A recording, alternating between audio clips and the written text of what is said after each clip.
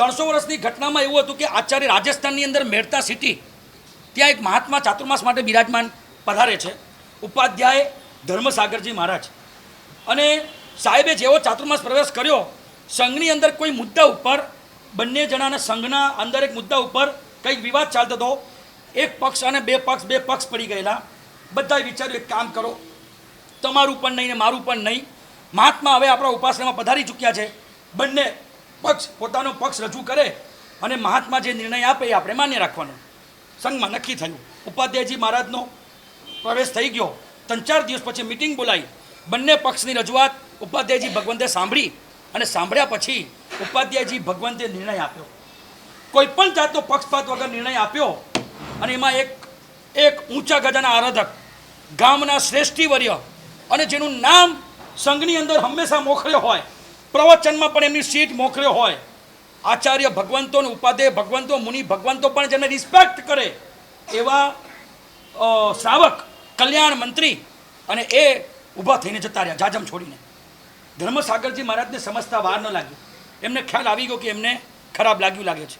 કંઈ વાંધો નહીં, સાંજે પ્રતિક્રમણ કરવા આવશે ને હું સમજાવી દઈશ. સાંજે પ્રતિક્રમણ કરવા બી ન આવ્યા. પછી બીજા દિવસે કે પ્રવચનમાં તો આવશે ને, પ્રવચનમાં પણ નહીં. એ જગ્યા એમની ખાલી ને ખાલી. પછી સાહેબજીને થયું કે કદાચ અત્યારે મામલો ગરમ છે, 1-2 દિવસમાં હું એમને સમજાવી દઈશ, એમને થોડી વાત કરી લઈશ કે ભાઈ મેં જે નિર્ણય આપ્યો છે એ નિર્ણય મેં મારા હિસાબે મારી બુદ્ધિથી આપ્યો છે. અગર તમને અસંતોષ છે તો આપણે ફરી વિચારણા કરીએ અને કંઈક નિર્ણયમાં ફેરફાર કરીએ. સામેવાળો પક્ષ તૈયાર છે. આ મનમાં સાહેબજી વિચારે છે. વ્યાખ્યાનમાં પણ આવતા બંધ, પ્રતિક્રમણમાં પણ આવતા બંધ. 2-3 દિવસ થયા આવ્યા નહીં. એટલે પછી મહાત્મા કે તમે ગોચરી જાઓ છો કલ્યાણ મંદિરના ઘરે? કે હા સાહેબ જઈએ છીએ. જરાક જજો ને એમના ઘરે જજો ને, જરાક કહેજો ને કે આચાર્ય ઉપાધ્યાયજી મહારાજ તમને યાદ કરે છે, તમને બોલાવે છે. એ કે સાહેબ ભલે. મહાત્માઓ ઘરે ગોચરી ઓરવા જાય, એમના શ્રાવિકાઓ અને એમના પરિવારવાળા ગોચરી ઓરાવે, પોતે પાછા મહાત્માને ગોચરી ઓરાવવા આવે નહીં. ઘરમાં હોય તો રૂમમાં પુરાઈ જાય જાણી જોઈને, અને પછી ગોચરી ન ઓરાવે એટલે પછી પૂછે કે કલ્યાણ મંત્રી ઘરે છે? હા સાહેબ બોલો ને, શું કામ છે? એ કે સાહેબજી ઉપાશ્રયમાં બોલાવે છે, યાદ કરે છે. હા સાહેબ એમને સમાચાર આપી દઈશું. આવું 3-4 વખત બન્યું. 2-3 દિવસના અંતરે મહાત્મા ઓરવા જાય અને ખાસ સૂચના આપે. ઓલા સૂચના સાંભળે અને નહીં સાંભળા બરાબર કરે અને સાંભળે જ નહીં. હવે આવું થયું. આમ કરતાં 50 દિવસ પૂરા થયા અને પર્યુષણના દિવસો આવ્યા. એમને થયું કે જેનું કાળજુ ન બોલાવે ને કાળ બોલાવે, જેને કાળજુ ન બોલાવે ને એને કાળ બોલાવે. આ પર્યુષણનો કાળ એટલો જોરદાર છે કે કાળના પ્રભાવે તો 100% આવશે. અને પર્યુષણ પર્વનો સવારનો દિવસ 9 વાગ્યાનો સમય, સભા અખરેટટ ભરેલી છે. બધા જાતના સરસ મજાના કપડાં પહેરીને પર્વની ઉજવણી કરવા, પર્વના કર્તવ્યો શ્રવણ કરવા અને બધા આવ્યા છે. સાહેબજી પાઠ પર બિરાજમાન થયા અને મંગલિક કરવા પહેલાં આમ જોવે છે. કલ્યાણ મંત્રી નથી દેખાતા ક્યાંય. આમાં મહાત્માને પૂછ્યું કે કલ્યાણ મંત્રી દેખાય, જોવો તો ક્યાંક? ના સાહેબ. એ કે મારી નજર દૂર સુધી નથી પહોંચી, જરા જુઓ ને હજી વ્યવસ્થિત. ના સાહેબ કલ્યાણ મંત્રી દેખાતા નથી. હે, પર્યુષણા જેવા કલ્પની અંદર પણ ન આવે. કલ્યાણ મંત્રીની ભૂમિકા શું?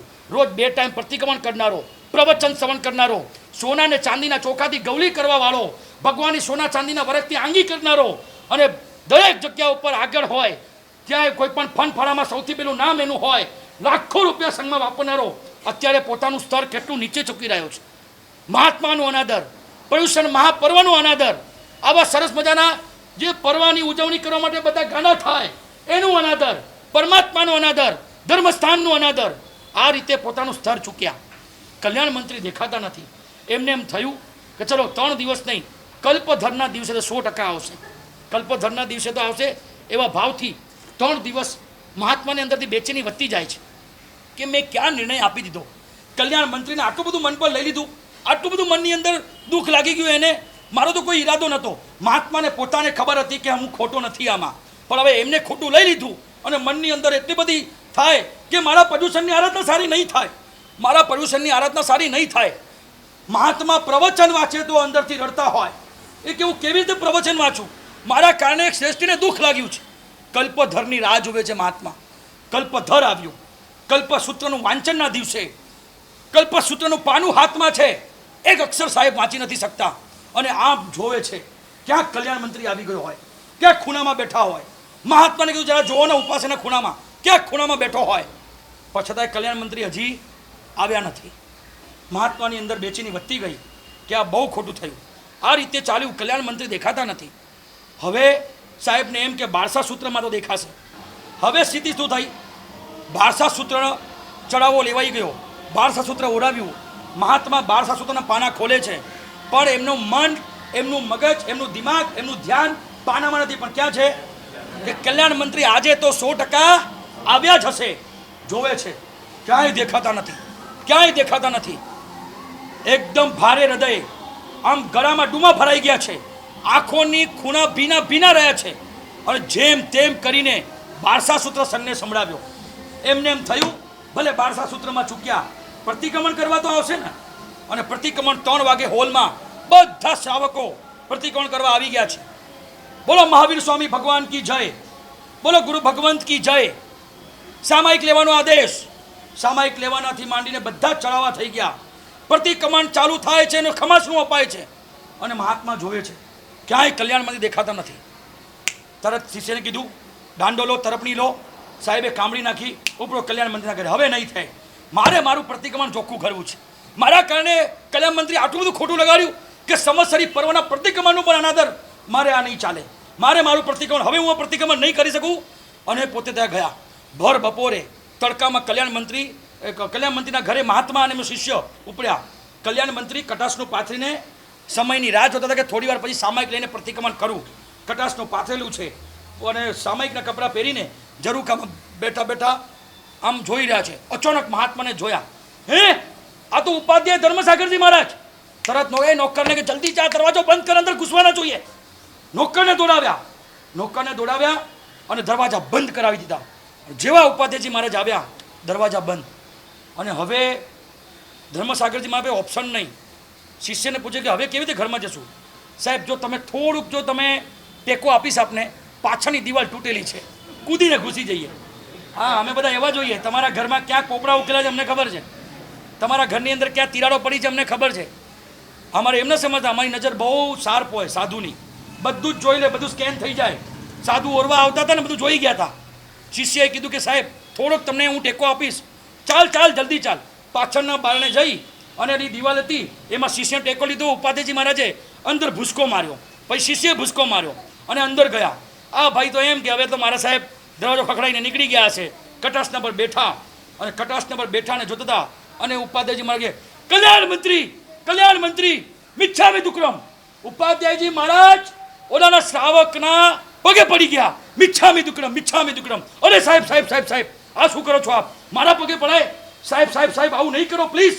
અને આમ સાહેબને અટકાવી દીધા.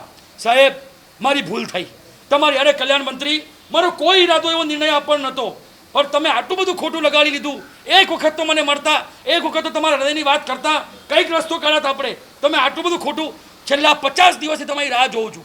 પ્રતિક્રમણમાં તમે આવો નહીં, પ્રવચનમાં તમે આવો નહીં. તમને દુભાવીને મારું પ્રતિક્રમણ કેવી રીતે સારું થાત? અરે સાહેબ, મારી ભૂલ થઈ ગઈ, મારી મોટી ભૂલ થઈ ગઈ. સાહેબ, મેં તમારું અનાદર કર્યું છે.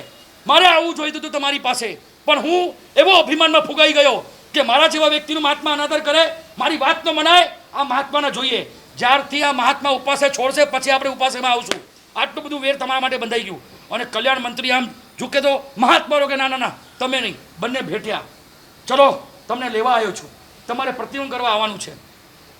અને ઓલા કલ્યાણ મંત્રીએ ડૂચો માર્યો, થેલીમાં બધું રાખ્યું અને આવ્યા.